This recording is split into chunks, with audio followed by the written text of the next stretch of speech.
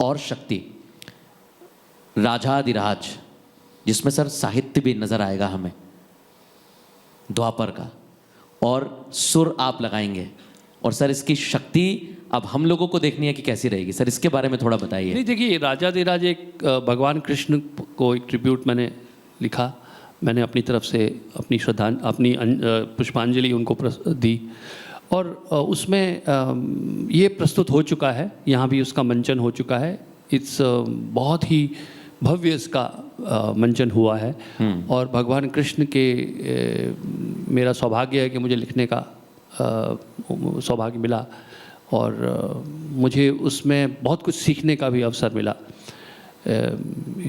बम्बई की बहुत ही एक वो लोग बहुत डेडिकेटेड कहूँगा मैं भगवान कृष्ण के लिए फैमिली है, नाथवानी, उन्होंने इसको पूरा मेरे को ऐसा अवसर दिया कि मैं इस पर लिखूं।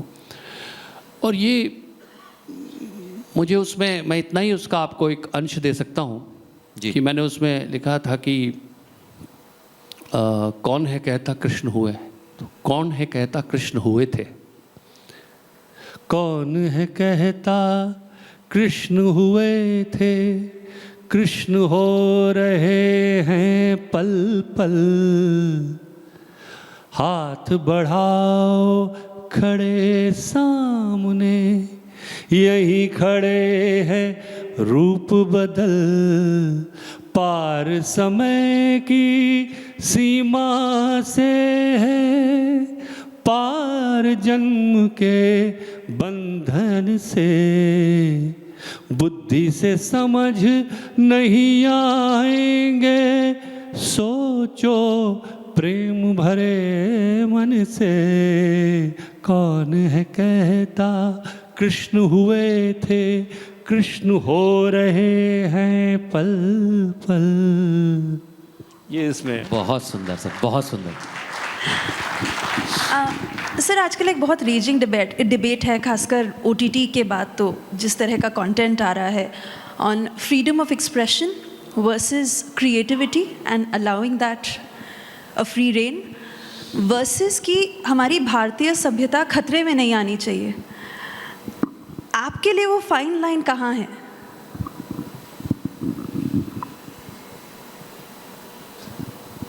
देखिए, सभ्यता तो बहुत महान होती है, और सभ्यता जो है वो महीन धागों से बनती है, महीन महीन धागे होते हैं। तो ऐसा नहीं है कि सभ्यता कोई कुछ कह देगा तो सभ्यता नष्ट हो जाएगी, या सभ्यता तो एक कंटिन्यूम है। लेकिन स्वयं नाज करना, मैं भारतीय सभ्यता को बहुत ही उत्कृष्ट सभ्यता समझता हूँ, और मैं उससे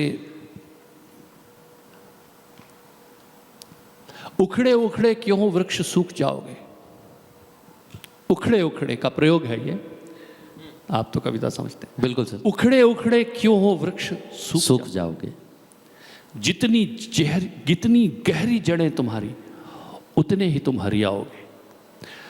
धरती के अंतस में जो गहरे उतरेगा, उसी के नैनों में जीवन का राग दिखेगा। धरती के अंतस में जो गहरे उतरेगा, उसी के नैनों में जीवन का राग दिखेगा। जिन पैरों में मिट्टी होगी, धूल सजेगी, उन्हीं के आगे एक दिन सारा विश्व झुकेगा। वाह सर वाह, बहुत ज़बरदस्त, बहुत ज़बरदस्त। और सर मैं, क्योंकि आज हम रिपब्लिक मीडिया के हेडक्वार्टर में बैठे हैं, और हम सभी सर, आपने देखा है सर, इसका नाम द फॉरेस्ट है, ये बागान है जहाँ छोटे छोटे फूल हैं। और जैसा अभी सभ्यता का जिक्र हो रहा था, तो हम बांग्ला में भी हैं, हिंदी में भी हैं, इंग्लिश में भी हैं, कन्नड़ा में भी हैं, और यहाँ एक भारत बसता है छोटा।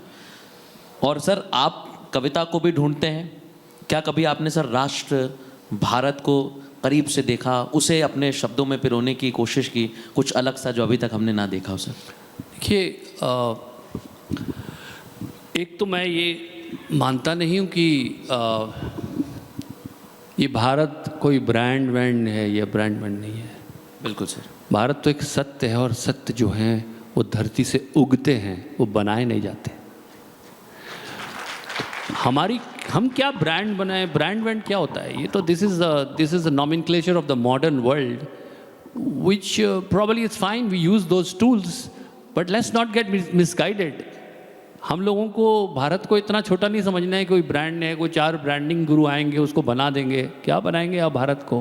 भारत आपसे पहले था। मैंने लिखा भी था पहले वो कि देश से है प्यार तो हर पल ये कहना चाहिए, मैं रहूं या ना रहूं भारत ये रहना चाहिए, सिलसिला ये बाद मेरे यूं ही चलना चाहिए, मैं रहूं या ना रहूं भारत ये रहना चाहिए।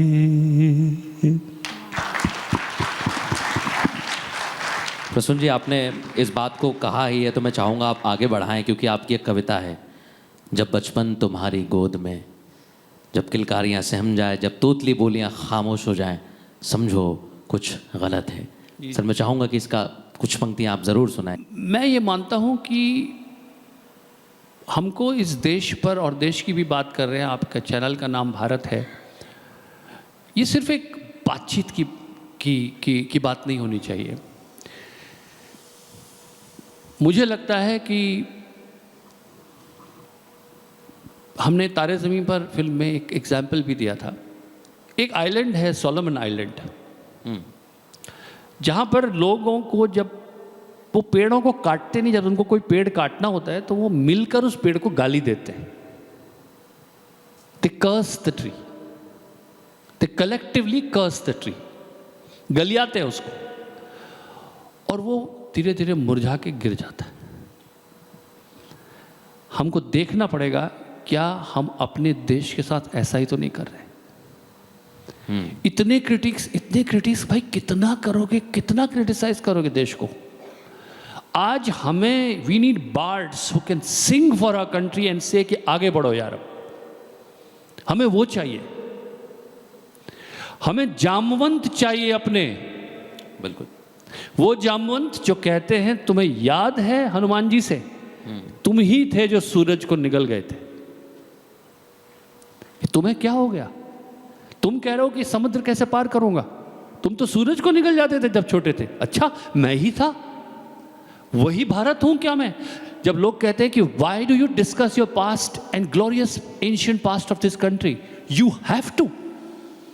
आपको अपनी शक्तियों का, अपनी भुजाओं पर अभिमान आवश्यक है, आप वरना आप थक कर सहम कर बैठ जाएंगे।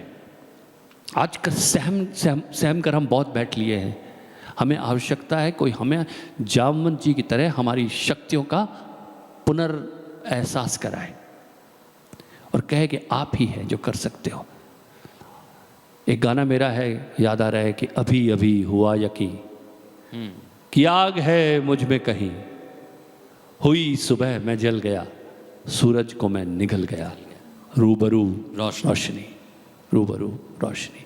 अभी अभी हुआ यकीन कि आग है मुझ में कहीं, हुई सुबह मैं जल गया, सूरज को मैं निगल गया, रूबरू